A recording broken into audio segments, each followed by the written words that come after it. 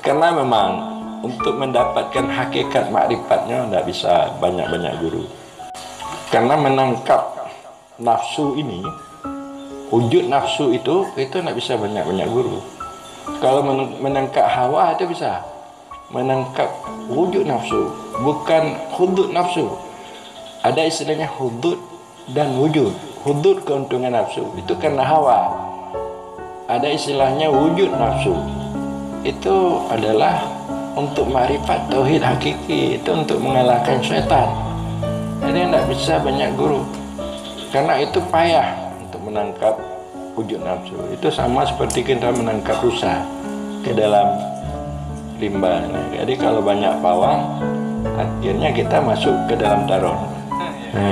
Nggak ada, sulit. Karena ada istilahnya dalam istilah tasawuf, ada istilahnya syariat. Makna syariat ini kita mengetahui hukum syara, kita mengetahui akidah Allah dan sifat-sifat Allah, Nabi dan sifat-sifat Nabi. Kita mengetahui hukum syara, perintah dan larangan. Kita tahu bisa membuat akhlak kita sikit, tasawuf. Jadi itu syariat. Itu boleh kita banyak guru, boleh kita banyak lembut banyak guru. Matan takrib lembut batu bulan, ya ana bajuri lembut batu bulan, ya ana lembut batu mahali lembut. Itu boleh banyak guru. Begitu juga akidah, itu bisa banyak guru. Matan sanusi bulan, ke batu alam bulan. Jadi kemudian akhlak itu bisa. Saya belajar sabar, saya rendah hati, saya peduli, saya benar, saya malu. Itu bisa banyak guru. Tetapi kalau umpama menyangkutkan hati kepada Allah, untuk mendapat mencintai Allah, hilang lainnya termasuk dirinya, itu payah. Banyak kita lihat mursyid, di mana dia mursyid, tapi dunianya bukan main. Berbunga-bunga dalam hatinya, inginnya di DPR pusat lah, DPRA lah. Dia mursyid, dia mau jadi bupati lah, maka itu kan dunia semua. Kapan kita beribadat lagi?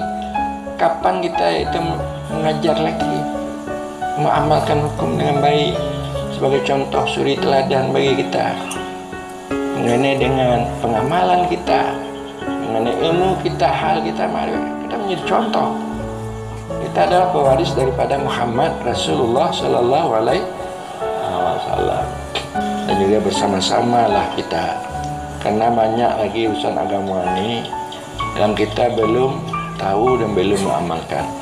Kita tahu umpamanya sembahyang syarat rukun, tapi kita belum tahu bagaimana hudur dan khusyuk di dalam melakukan sembahyang. Karena kalau kita tahu hanya syarat rukun, kalau tidak bisa hudur hati kita khusyuk dalam melakukan salat, maka kita tidak diterima salat, sekalipun sah tapi tidak diterima. Qad aflahal mu'minun alladzina hum fi salatihim khashi'un. Sungguh menang orang yang beriman yang sembahyang mereka khusyuk. Jadi bagaimana belajar khusyuk? Jadi banyak. Kita bagaimana zuhud, kita belum tahu zuhud. Jangan condong hati kita kepada dunia. Walaupun kita punya dunia, tapi jangan hati kita tersangkut kepada zuhud. Jadi itu perlu kita pelajari. 2 rakaat sembahyang orang yang zuhud lebih baik daripada beribu-ribu rakaat tapi sembahyangnya tidak zuhud. Kalau hanya kita tahu baru ini begini, sembahyang jamaah lebih bagus daripada sembahyang sendiri 27 derajat. Itu adalah hukum fikih. Tapi dalam hukum tasawuf 2 rakaat zuhur lebih bagus daripada beribu-ribu rakaat. Jadi kita perlu belajar tasawuf. Taubat umpama. Jadi bagaimana taubat yang baik. Sebab walaupun kita beramal tidak dirasakan dengan taubat awal, amal kita juga tidak diterima Allah. Wa man lam yatub fa ulaika mudzalimun. Siapa yang tidak tobat, orang itu orang zalim. Tobat menyesali kesalahan dan menjemput apa yang tertinggal daripada kewajiban kita. Tobat. Tobat kita menganggap diri kita orang paling hina, tobat kita paling baik. Jadi nafsu kita ini sumber daripada kejahatan. Jadi kita ini benar-benar diterima Allah lah ibadat kita, tobat kita. Jadi tobat ni perlu. Anda belum bertobat naik haji, itu tidak ada artinya. Tidak ada arti. Anda belum bertobat, sembahyang Anda itu belum sempurna. Jadi tobat nih, awal makam nafsu supaya memperbaiki nafsu, tobat, mengakui kesalahan, mengakui dan merubah kesalahan, menyesali kesalahan itu.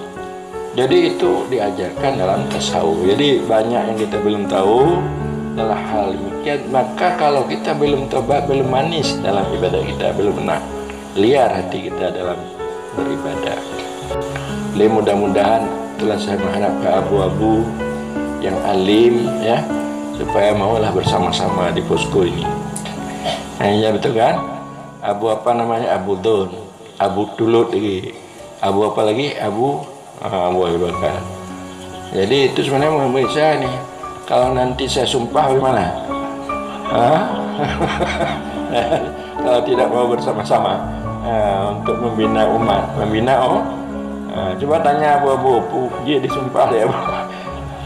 Gure kan boleh itu kan, makbul doa gure kalau kita ada belajar. Tapi saya tidak sumpah, tidak semua saya mengajak, saya mudah-mudahan bersama-sama. Hadis Nabi mengatakan, celaka orang alim kalau dia tidak mau mengajarkan orang yang bodoh. Celaka orang yang bodoh kalau dia tidak mau belajar kepada orang alim.